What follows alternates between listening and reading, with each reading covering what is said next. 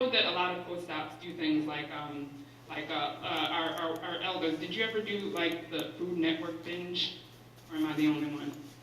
No Food Network binge, because I did Food Network binge. See, I told you I was sometimes different from other post-ops. Food Network all the time, thinking about food all the time. I subscribed to Food Network magazine after I had surgery, so that I could look at the food all the time. And then one of the biggest things that I used to do where I knew I was really, really different from a lot of other people that I was speaking with was that I noticed one time I had to make something for a potluck for my job, and I went to the grocery store, and it was something I hadn't made before, so I'm picking up the food and reading the labels, and there was a sense of calm washed over me. That voice sort of shut up for a minute. And so I liked that. I liked the fact that I had brain space to think about something else.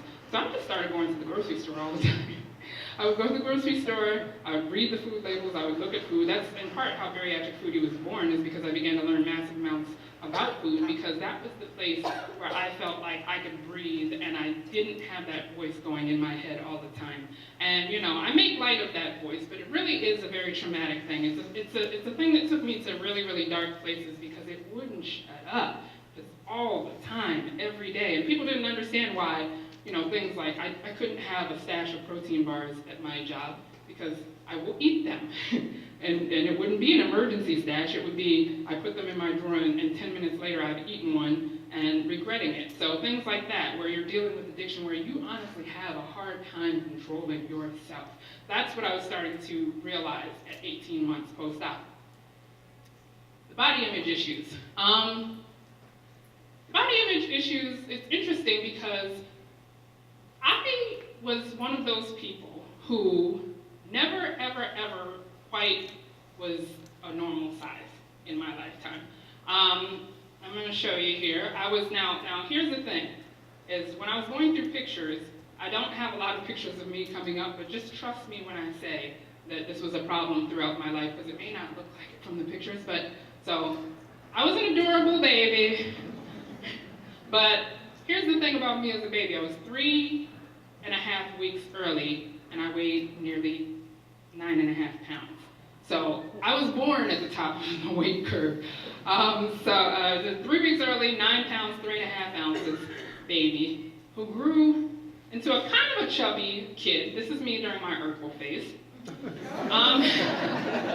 And in this one, it's not too bad, but very, very quickly as I got toward adolescence, I just kept getting bigger and bigger and bigger.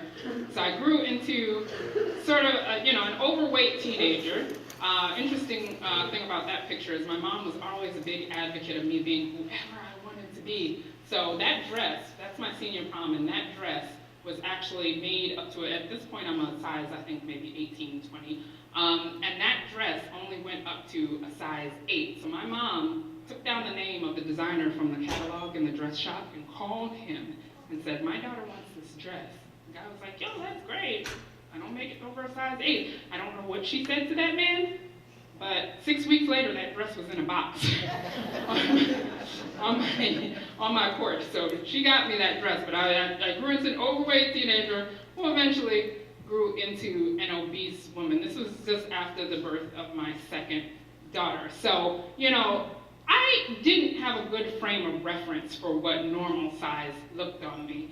So when I went into surgery, I will be the first to admit that I had a tiny bit of an unrealistic expectation of what weight loss surgery would do to me, because this was my body idol. This is where I thought I was going to get. I was like, okay, I'm going to have surgery, and I'm going to become Beyonce, right?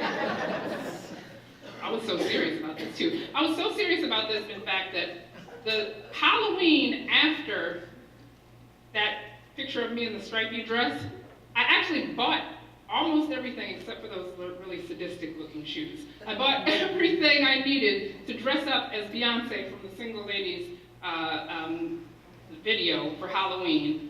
By that time, my oldest daughter was about 10. She was mortified. She's like, "Mom, you're not really going to go out of the house like that, right?"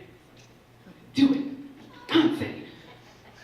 Fate, God, whatever you believe in, intervened. I got the worst flu of of my life. My brother had to take my daughter out Halloween trick-or-treating. She was so relieved. She was like, oh, thank you, God. And my mother did not wear this Beyonce outfit out of the house. But this was, this was where I thought it was gonna get. So, when I started to lose weight, and I had no frame of reference of what a normal size looked like on me, I really could not see my progress. I couldn't see what was happening. I couldn't see myself. I couldn't see that person and say, she's lost a lot of weight. Because to me, what was normal? What was normal? Was normal a size, like in that striped dress was actually a size 6. But I didn't know if that was normal. I didn't know if a size 4, a size 2, a size 0, who knows? But I didn't know where normal was for me. And so since I couldn't place myself on that continuum, the result of that was that I kept working and working and working towards this goal. I was at the goal. I was at the finish line. I was actually at my surgeon goal. Now, I'll poll the whole room. How many of you, tell the truth, you're not going to get in trouble here? Well, hopefully you're not getting in trouble here. How many of you have different goals than what your surgeon set for you? In your head. Like in your head, you'd like to get to a little bit of a different place than your surgeon set for you. Okay. So, yeah, that was me. I kept pushing on. I breezed past my surgeon's goal and just kept pushing on because I didn't know what normal looked like. And that brings me to the third thing, which is that I didn't really have a why. And a lot of people, when I say this, say, well, Nikki, in order to lose, 100, 125 pounds, you have to have a reason why you were eating right. You have to have a reason why you were going to the gym. You have to have a reason why you did all of that. So yeah, that's a little bit of a misnomer. I think when I say I don't have a why, I didn't have a really good why. In the beginning, my why was because that was what I was supposed to be doing. I got up on a table and had surgery. They gave me rules. I'm supposed to follow them, so let's go with it. So, of course, initially, how many of us are motivated by this each and every day?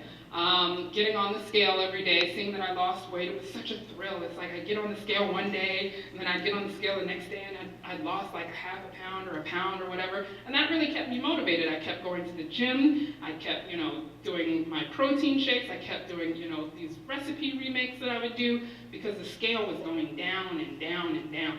Eventually, that stopped. But that was one of my motivating factors. That was one of my sort of temporary whys at the time. And then, like I said, I was very motivated by the fact that there were rules. I can understand rules. I've learned a lot about addiction since I've come into this process. And one of the things I've learned is that for addicts, rules can be both a blessing and a curse. We like rules because it helps us keep structure so that we don't go out of control. But one of the rules that I took a little bit too far, eat the protein first.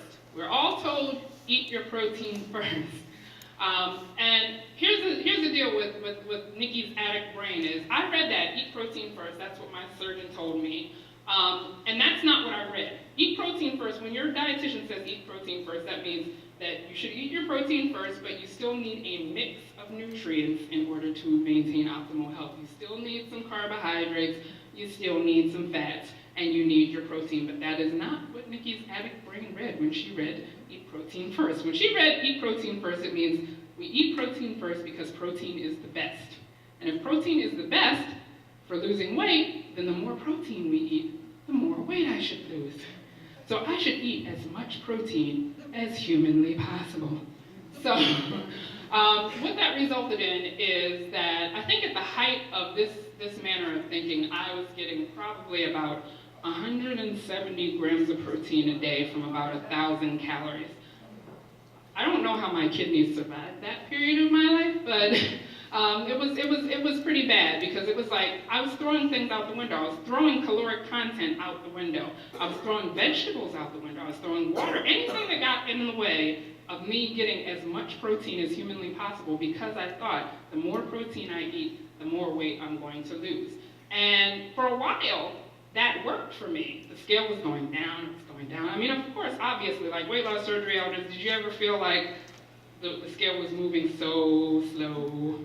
Let me see, so slow, yes.